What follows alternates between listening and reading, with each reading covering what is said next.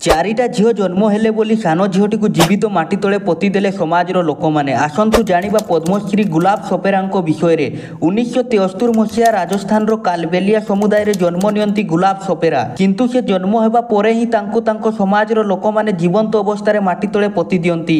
କାହିଁକି ନା 3ରୁ ଅଧିକ ଝିଅ ଜନ୍ମ କରିବା ତାଙ୍କ ସମାଜର ନିୟମ ନାହିଁ, ସେଥିପାଇଁ ଜିଅନ୍ତା ମାଟି ତଳେ ପୋତି ଦେଇଥିଲେ।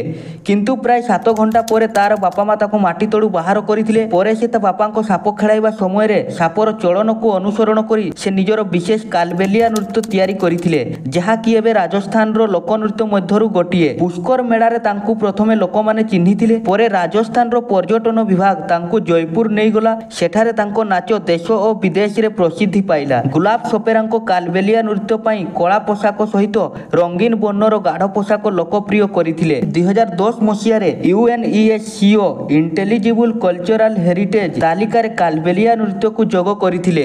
2016 ମସିହାରେ ଭାରତ ସରକାର ତାଙ୍କୁ ପଦ୍ମଶ୍ରୀ ସମ୍ମାନରେ ସମ୍ମାନିତ କରିଥିଲା।